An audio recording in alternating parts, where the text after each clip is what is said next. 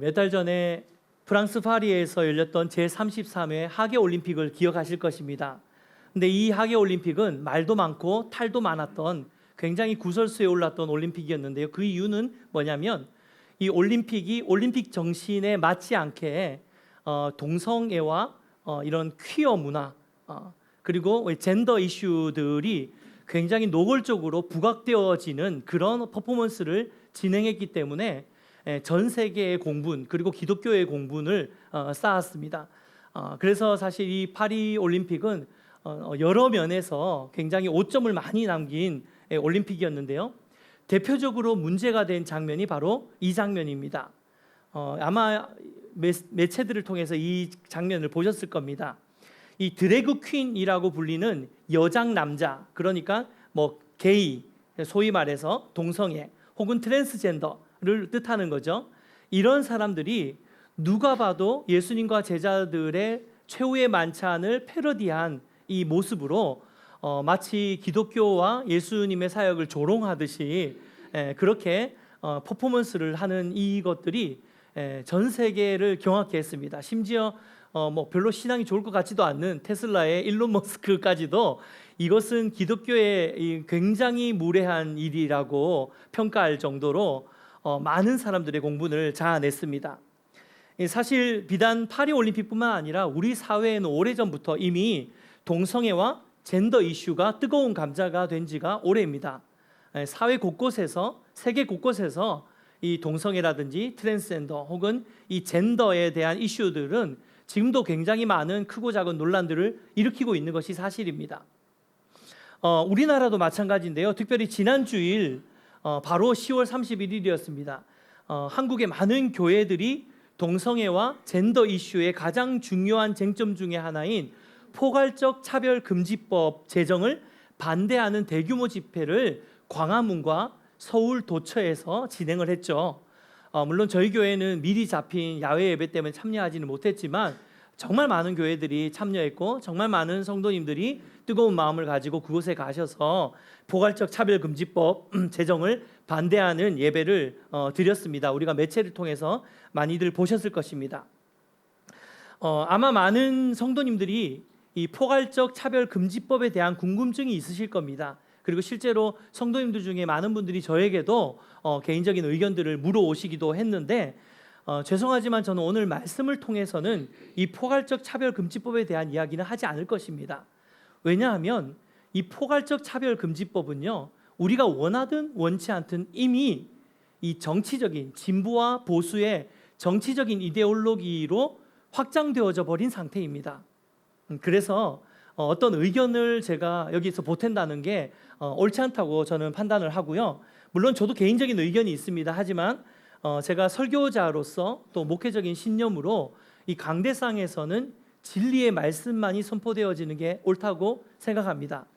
그런데 이 정치적인 부분이나 양쪽의 견해가 첨예한 이슈들에 대해서 목회자 개인인 저의 의견을 보태는 것은 결코 도움이 되지 않는다고 생각합니다. 그래서 죄송하지만 궁금한 부분들이 있으시겠지만 이 부분들은 조금 뒤로 빼놓고요.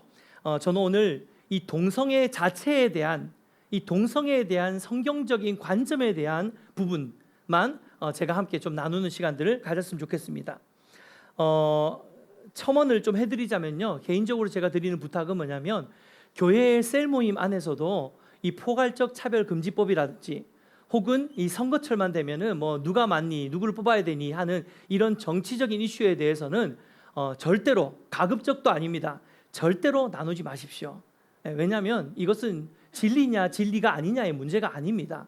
여러분이 판단하고 이해하고 해석하는 해석의 문제인데 그것을 셀 모임, 그러니까 신앙의 공동체 안에 들어와서 공식적으로 함께 은혜를 나누고 삶을 나누는 그 모임에서 여러분이 그런 이슈들을 건드릴 때마다 이것이 여러 사람들의 마음이 나눠지고 의견이 다른 분들이 이 첨예한 갈등이 생길 수밖에 없고요.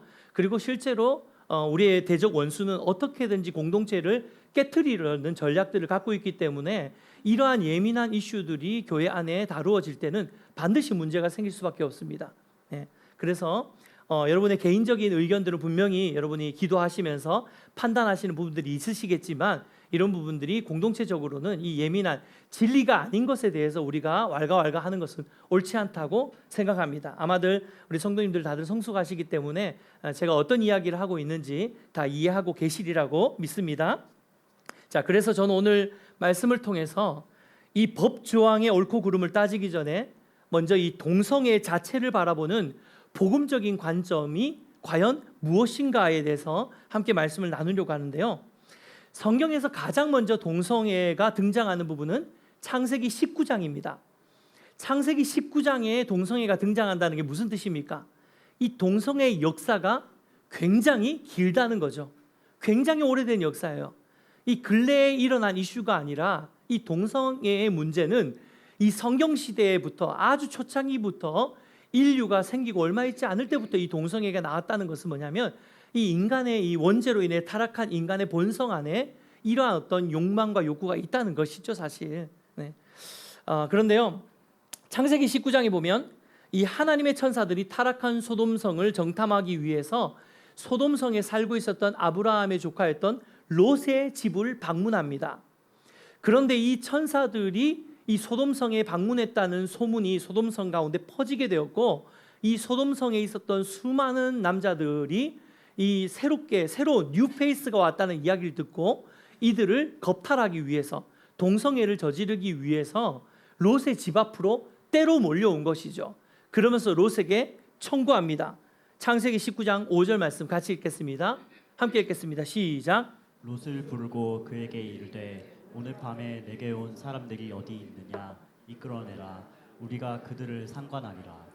상관하리라 라고 번역된 단어는 히브리어 야다라는 단어인데요, 이 단어는 성관계를 우회적으로 표현한 단어입니다. 여러분, 소돔성이 당시에 얼마나 타락했는지, 그 타락상이 얼마나 심각했는지를 아주 적나라하게 보여주는 이야기죠. 결국 이 동성애는 우리가 알다시피 소돔과 고모라가 멸망하는 가장 결정적인 이유 중에 한 이유로 바로 이 동성애 문제가 있었습니다. 또한 레위기 18장과 또 20장에 보면요, 뿐만 아니라 성경 곳곳을 보면 남자 간의 관계를 굉장히 가증한 일로 간주하고 이것은 하나님의 뜻에 분명히 어긋나는 행동이라는 것을 분명히 경고하는 구절들이 성경 곳곳에 굉장히 많이 있습니다. 대표적으로 레위기 18장 22절 말씀 같이 읽어보겠습니다. 함께 읽겠습니다. 시작. 너는 여자와 동침함 같이 남자와 동침하지 말라. 이는 가증한 일이니라. 이게 구약 성경에만 있는 것이 아니라 신약에도 마찬가지로 동성애는 분명한 죄라고 말씀하고 있습니다. 로마서 1장 26절 27절 함께 읽겠습니다. 시작. 이 때문에 하나님께서 그들을 부끄러운 욕심에 내버려 두셨으니 곧 그들의 여자들도 순리대로 쓸 것을 바꾸어 영리로 쓰며 그와 같이 남자들도 순리대로 여자 쓰기를 버리고 서로 향하여 음욕이 불듯하매 남자가 남자와 더불어 부끄러운 일을 행하여 그들 때문에 상당한 보응을 그들 자신이 받았느니라. 여러분, 하나님은 분명히 동성애를 순리가 아니라 영리의 행위로 보십니다. 여기 보면 남자가 남자일 뿐만 아니라 여자가 여자도 마찬가지죠. 순리가 아니라 이러한 행위는 분명히 영리, 그러니까 하나님이 만들어 놓으신 창조의 원리를 거스리는 일이라는 것을 성경은 분명히 규정하고 있습니다. 정상적인 행위가 아니라 불경건하고 부자연스러운 행위라는 것을 말씀하고 있는 것이죠. 하지만 퀴어 신학자들이나 동성애를 옹호한 자들은 이것을 인정하지 않습니다. 오히려 그들은 구약에 나오는 이 동성애 금지 규정은 절대적인 진리가 아니라 상대적인 규범으로 해석을 합니다. 이를테면 구약에 나오는 여러 규범들 중에 음식에 관한 법이라든지 혹은 의복에 관한 법, 여러분 아시는지 모르겠지만 구약에 보면요, 서로 여러 다른 종류가 다른 직물을 엮어 짜지 말라라고 이야기합니다. 옷을 지을 때에 다른 종류의 옷을 엮어 짜지 말라라고 하는데, 이것이 신약에 그대로 적용됐다면 지금 여기 입고 있는 옷 다 벗어야 됩니다. 우리 다 대부분 다 혼방이잖아요. 뭐가 몇 프로, 뭐가 몇 프로 이렇게 섞인 걸 우리 혼방이라고 하는데, 성경에는 혼방 옷을 금지하고 있어요. 근데 이런 것들이 절대적인 진리가 아니라는 것이죠. 그 당시의 시대의 상황과 문화와, 그리고 하나님께서 이 특별한 선택한 선민 이스라엘을 구별하시는 과정 가운데 이 극도의 거룩함을 유지하기 위해서 철저하게 많은 영역들에서 그들의 구별됨, 이방 백성들과의 구별됨을 요청하시는 의미로 그것들을 만들어 놓으셨다는 것입니다. 이를테면 이런 겁니다. 우리나라의 초창기에 선교사님들이 들어왔을 때 우리나라는 농경 문화였습니다. 그러다 보니까 이 농번기라는 게 있죠. 이 농사를 짓고 난 다음에 또 겨울이 되면 농사를 짓지 않고 몇 달 동안이나 아무 일을 하지 않는 시간들이 분명히 생깁니다. 그러다 보니까 이 농사 짓는 사람들이 다 술과 또 담배 그리고 여자 뭐 속된 말로 계집질 이러면서 너무너무 음란하고 타락한 문화가 있다 보니까 우리 초창기의 선교사님들이 들어오시면서 술과 담배에 대해서 금주와 금연의 문화들을 교회 안에 심어 놓으시기 시작한 거죠. 그러다 보니까 어느 순간 우리 교회 안에는 금연과 금주가 이 신앙생활의 척도인 것처럼 생각하는 그런 어떤 문화들이 사실 자리 잡고 있는데요. 여러분 진리가 아닙니다. 그 진리라고 할 수 없습니다. 이것은 상황화예요. 근데 진리의 본질, 그러니까 변하지 않는 진리, 영원한 진리라고 이야기를 하는데요. 그런 의미에서 이 동성애를 옹호하는 자들은 이것이 동성애가 절대적인 진리가 아니라 상대적인 규정이기 때문에 마치 음식법이나 의복법 그리고 구약의 정결 예법처럼 신약 시대로 오면서 예수님으로 인해서 복음으로 인해서 이러한 이 율법의 이 상황적인 율법, 시대의 상황과 문화적인 율법들이 규정들이 더 이상 연결되어지지 않고 적용되어지지 않는 것으로 해석합니다. 그래서 좀 이상한 해석이죠. 네, 그런데 이러한 해석을 하고요. 또 그렇다면 신약에도 동성애를 금지하고 있는 구절은 뭐냐라고 반박했을 때 그들이 주장하는 논리는 이거예요. 신약에서 바울이 동성애를 분명히 금지하는 듯한 구절을 쓰고 있지만 이것은 당시에 바울이 성폭행적인 그런 동성애와 그리고 쾌락만을 위해서 동성애를 추구하는 이런 것들에 대해서 반대하는 것이지 오늘날의 상호 존중과 사랑을 기초로 한 동성애는 예외다. 그것은 인정이 되는 것이다 라고 괜찮다고 주장을 합니다. 물론 성경에는 현대사회와 성경시대의 당시에 굉장히 그 간극이 있기 때문에 지금 우리가 살아가고 있는 이 시대에 아주 첨예하게 논의되고 있는 정신분석학적이나 심리학적이나 혹은 상담학적인 여러 가지 접근에 대한 부분들을 아주 디테일하게 성경에서 설명해 놓지는 않습니다. 이를테면 성정체성 혹은 성지향성 그리고 이 동성애가 선천적인 것인지 후천적인 것인지 유전적인 요인이 있냐 없냐 이게 굉장히 중요한 지금 이슈거든요. 그리고 또 사랑을 기초로 한 동성애는 괜찮지 않냐라는 이러한 여러 가지에 대한 관점에 대한 명확한 언급을 사실 성경은 해주고 있지 않습니다. 그래서 굉장히 많은 여러 가지 해석들이 지금 나오고 있는 상황인데요. 하지만 저는 성경 전체에서 우리가 분명히 느낄 수 있는 이 영적인 흐름이 있습니다. 뭐 이를테면 하나님의 거룩성. 여러분 성경 전체에는 하나님이 거룩하신 분이고 내가 거룩하니 너희도 거룩하라는 이게 어느 한 부분의 특정한 규범처럼 나오는 것이 아니라 성경 전체를 아우르는 정신, 이 스피릿으로 흘러가는 이 하나님의 마음과 하나님의 성품이 녹아져 있는 그런 어떤 흐름들이 있습니다. 대표적인 흐름이 바로 하나님의 거룩이죠. 그러다 보니 성경에서는 이 남자와 남자의 동성애뿐만 아니라 남자와 여자 관계의 성적인 행위임에도 불구하고 그 행위가 부도덕할 때는 이것을 음행으로 여기면서 아주 철저히 경고하고 있는 것들을 굉장히 많이 볼 수 있습니다.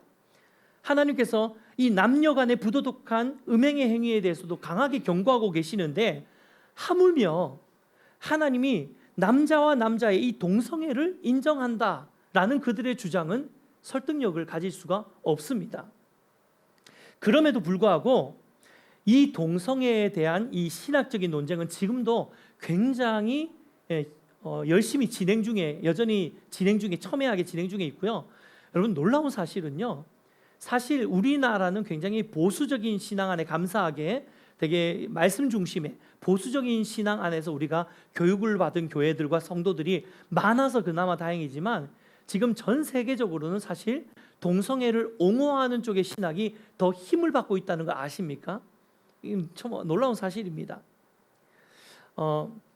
아마도 앞으로 시대가 변하면 변할수록 동성애를 옹호하는 입장의 주장은 더 거세게 일어나게 될 것입니다. 그런데요, 그럼에도 불구하고 동성애는 분명한 죄입니다.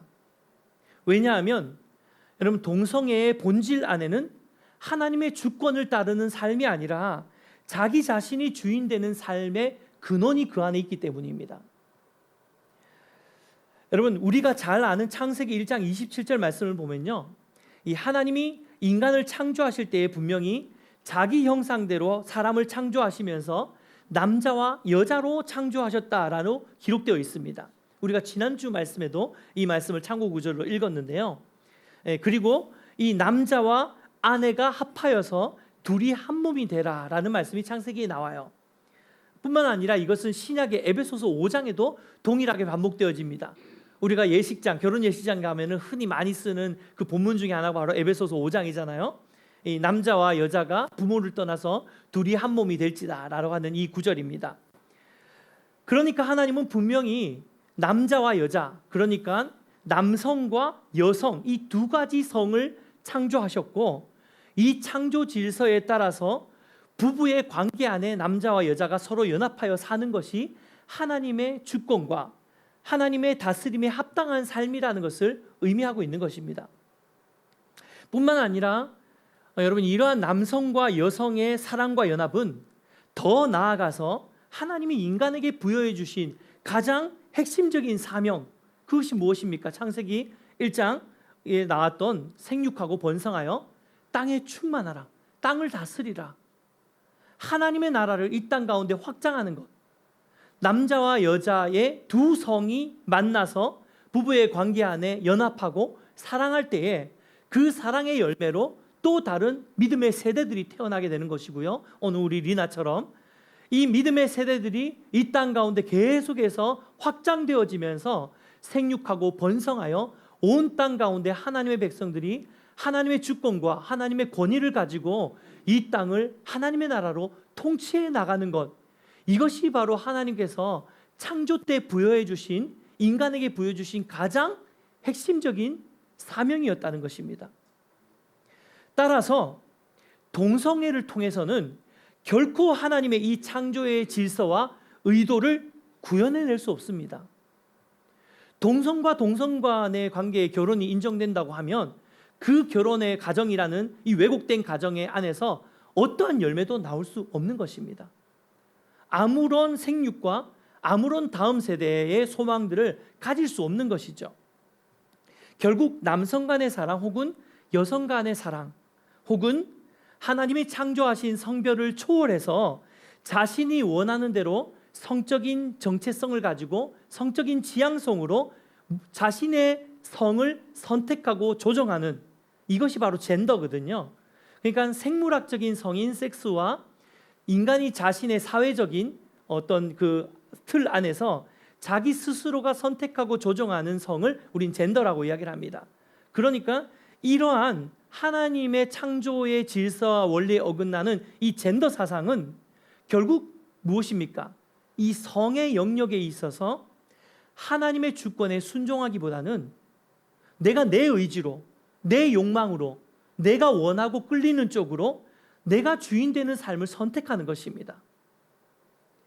결국 이 죄라는 것은요, 뭔가를 하고 안 하고의 문제가 아니라 누가 내 삶의 주인인지 아닌지가 결정적으로 우리의 삶을 결정한다는 것을 우리가 기억하셔야 되는 것이죠.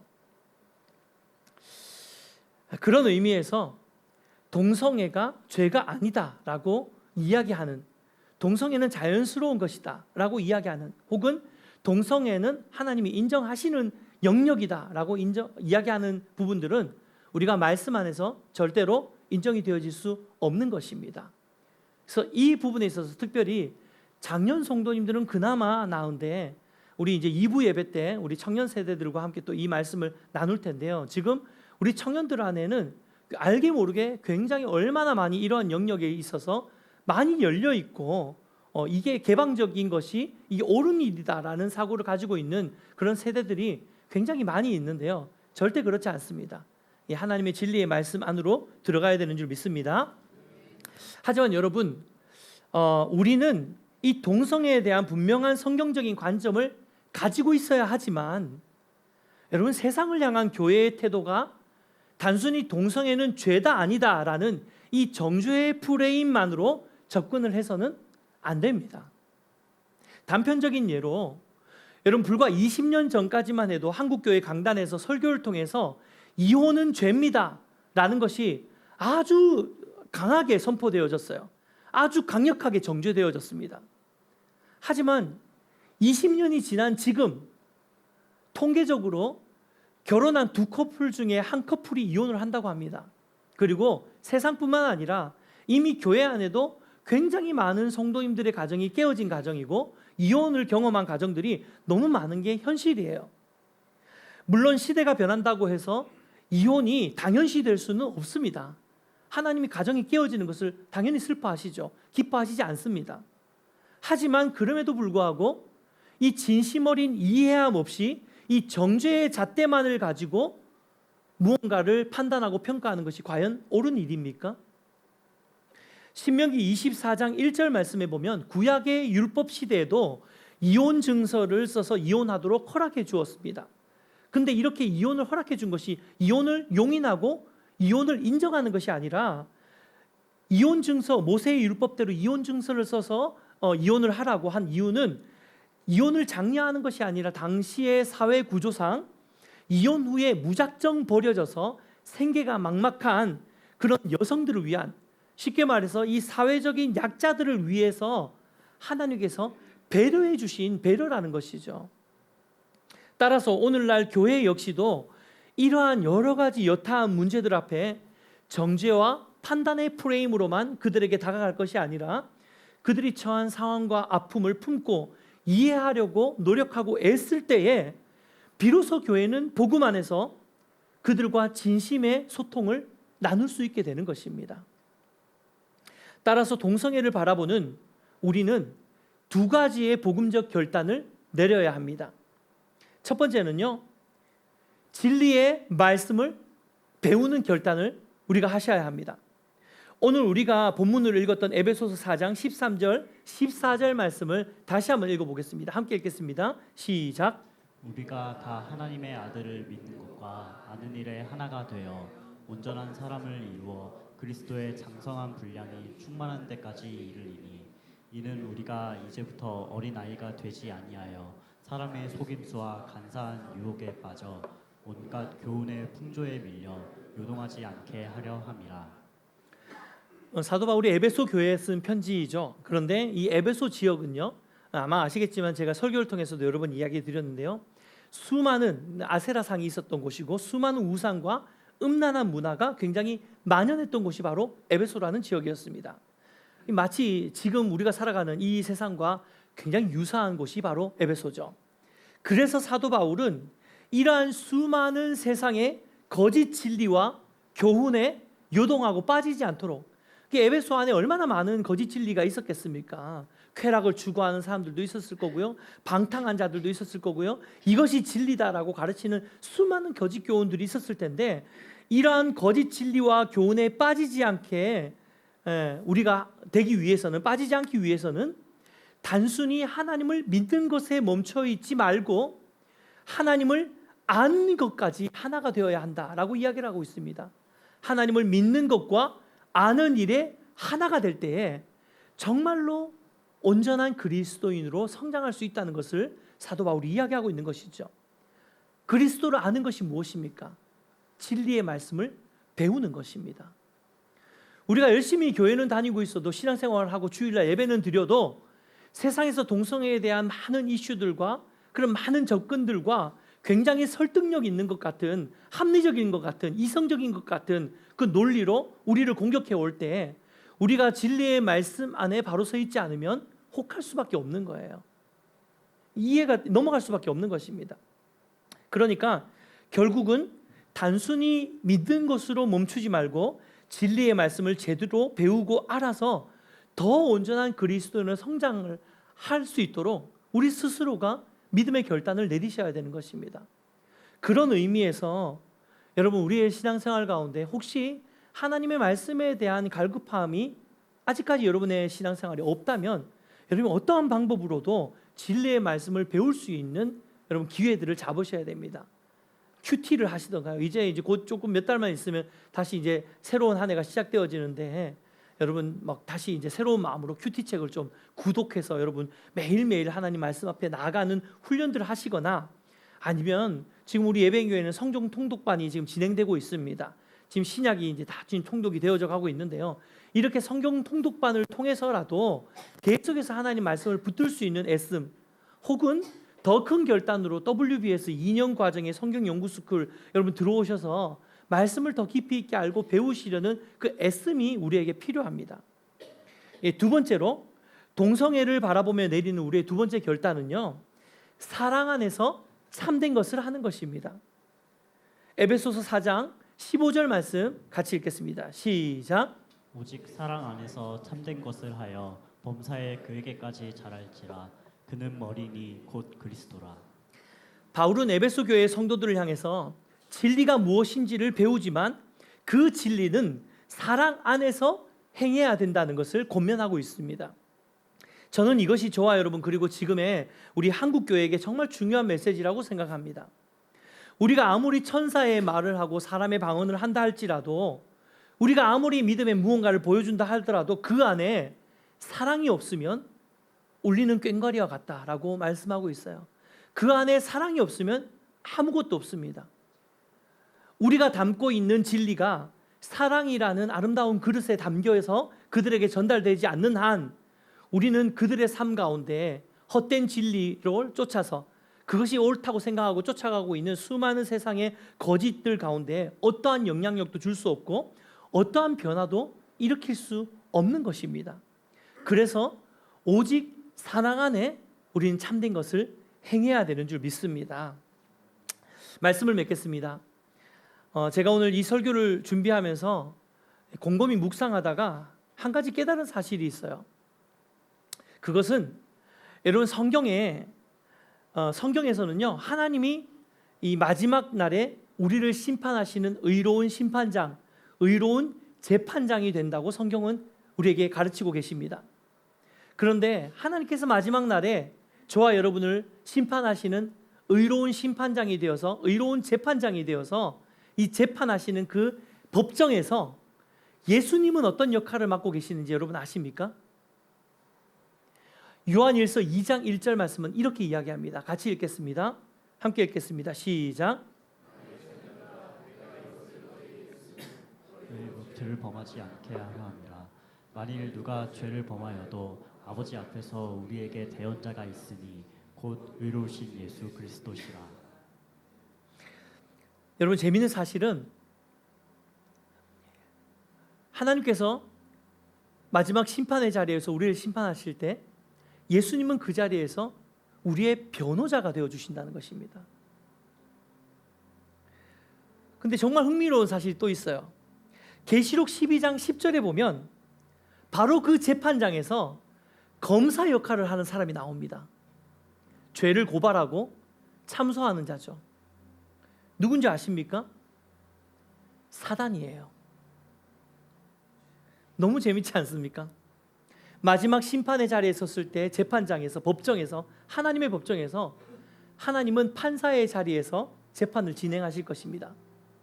그런데 우리 예수님은 가장 연약한 죄인의 옆에 서서 그 죄인을 변호하는 변호자가 되어 주실 것이라고 요한일서 말씀은 분명히 이야기하고 있는 것이죠. 그런데 계시록에 보니까 그 반대편에 서서 격렬하게 죄인의 죄를 고발하고 참소하는 사람이 있는데 그 사람이 사단이라는 거예요. 마귀라는 거예요. 여러분 저는 이 장면을 좀 거룩한 상상력을 동원해서 막 이게 상상을 해보았습니다. 근데 혹시 여러분 지금 우리의 모습이 예수 그리스도와 함께 그 변호자의 자리에 서서 이 땅 가운데 있는 수많은 연약한 자들, 수많은 죄인들, 동성애자들, 성소수자들 뿐만 아니라 정말 사회적인 약자들을 향한 그 안타까운 마음으로 그 연약한 자들, 여전히 진리를 알지 못한 채 죄악 가운데 허덕이고 있는 그 많은 사람들을 보면서 우리에게 과연 예수 그리스도의 변호자의 마음이 있는지를 우리가 돌아보아야 할 것입니다.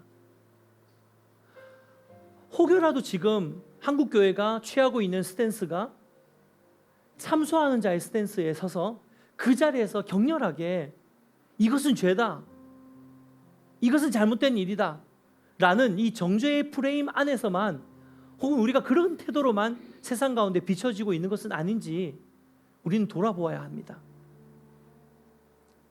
사랑하는 여러분, 저는 교회가 진리를 분명히 가르쳐야 된다고 믿습니다. 하지만 정죄자의 자리에 서서는 안 된다고 믿습니다. 왜냐하면 우리조차도 정죄받아야 마땅할 사람 아닙니까? 여기 앉아있는 우리 중에 그 누구가 하나님의 엄중한 정죄와 하나님의 엄중한 죄의 책망에서 자유로울 수 있는 사람이 누가 있습니까? 모두가 각자가 다 크고 작은 죄악들을 우리는 안고 살아가는 우리가 연약한 자들입니다. 여러분, 사도 바울이요, 자신의 사역 초반에는 자기를 이렇게 소개했습니다. 나는 사도 중에 가장 작은 자다. 그런데요, 사도 바울이 하나님의 그 깊은 은혜 안으로 들어가면 들어갈수록 마지막에 사도 바울이 자신을 어떻게 소개했는지 아십니까? 나는 죄인 중에 괴수다. 죄인 중에 끝판왕이라는 뜻이에요. 난 진짜 어마어마한 죄인이다. 나는 하나님 앞에 정죄받아야 마땅할 사람이다. 나는 사단의 참소를 받아 마땅한 사람이다 라고 말할 정도로 그렇게 자기 자신이 죄인이라는 사실을 철저히 하나님께 고백했습니다. 누구든지 죄 있는 자가 돌로 치라 라고 했던 예수님 말씀처럼 참소받아야 마땅할, 정죄받아야 마땅할 우리가 누군가를 정죄의 프레임으로 바라보는 것, 이것은 절대로 옳은 일이 아닙니다. 그것은 영적인 교만이에요. 예전에 우연히 보고 나서 참 많은 생각을 했던 그런 그림이 있는데, 제가 이 그림을 한번 보여드릴게요. 두 가지 그림이 있는데요. 옆에 보이는 그림은 그냥 평범한 사람들이 예수님과 함께 마치 기념사진을 찍듯이 예수님과 함께 거하고 있는 장면인데, 이 그림의 제목은 그레이스입니다. 은혜죠. 근데 이쪽 그림은 어떻습니까? 딱 봐도 너무 화려하지 않습니까? 면면이 동성애자도 있고 마약 중독자도 있고, 그리고 뭐 술 주정 알코올릭, 얼핏 봐도 가장 죄인들, 사회적인 약자들, 누구도 돌아보지 않는 사람들이 예수님과 함께 있습니다. 그런데 이 그림의 제목이 뭔지 아십니까? Amazing Grace입니다.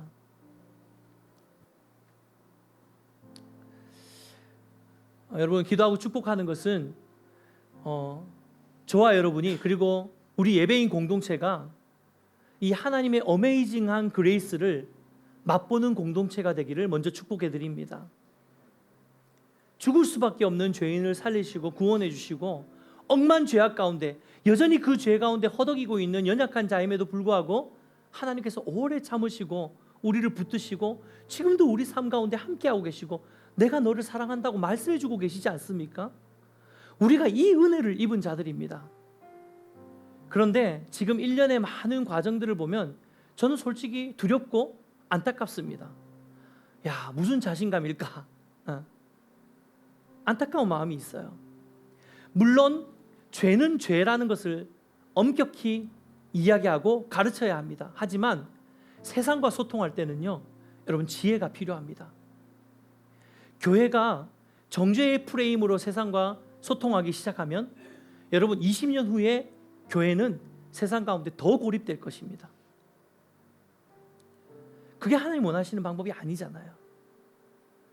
하나님은 지금도 이 동성애로 허덕이고 있고 퀴어 문화로 허덕이고 있고 성소수자들의 문화들 가운데 허덕이고 벗어나지 못하고 있고, 뿐만 아니라 수많은 많은 죄악들 가운데 허덕이고 있는 그 영혼들이 교회 안으로 담기기를 하나님은 원하고 계시는 분이에요. 근데 우리가 지금 취하고 있는 이 태도와 이 모드가 과연 그들을 교회 안으로 데리고 올 수 있는 모드일까라는 것을 생각해 보신다면 여러분, 답은 정확하게 나옵니다. 저는 우리 예배인 공동체가 그냥 그레이스의 공동체가 아니라 어메이징 그레이스의 공동체가 되기를 소망하고 축복합니다. 때때로는요, 우리 공동체 안에 죄송합니다, 그냥 마음의 병이 있어서 맨날 하루에도 12번씩 마음이 들쭉날쭉해가지고 이렇게 같이 막 나누다 보면 너무 힘든 그런 지체들도 있잖아요. 때때로는 우리 지체들 중에 막 경제적인 어려움으로 인해 가지고 정말 너무 어려워가지고 막 신세한탄하는데 이게 막 듣고 있으면 나도 막 힘들 때가 분명히 있어요. 때때로는 우리 공동체 안에 정말 나랑 너무 성향이 안 맞는 사람이 있거나 혹은 너무 연약한 자들이 있거나 너무 어린 자들이 있을 수 있습니다.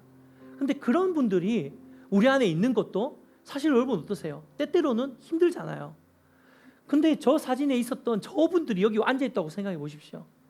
여기 막 동성애자도 앉아있고 약간 여장 남자도 여기 와가지고 앉아있고 아멘하고 있고 이러면 여러분 이해가 되실 겁니까? 그게 이해가 되는 공동체가 되어야 한다는 것이에요. 그게 용납이 되는 공동체가 되어야 한다는 것입니다.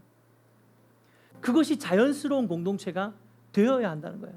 그게 하나님이 지금 이 마지막 때에 하나님의 교회들을 향해서 품고 있는 하나님의 기대가 아닐까요? 저는 우리 예배인 공동체 안에 정말 찢기고 상하고 무너진 수많은 영혼들이 많이 들어와서 이 공동체가 정말 어메이징 그레이스의 공동체가 되고 또 그 어메이징 그레이스를 통해서 진리 안에 바로 세워져 가는 한 영혼 한 영혼 그리고 그러한 교회가 되기를 주님의 이름으로 축복하고 소망합니다.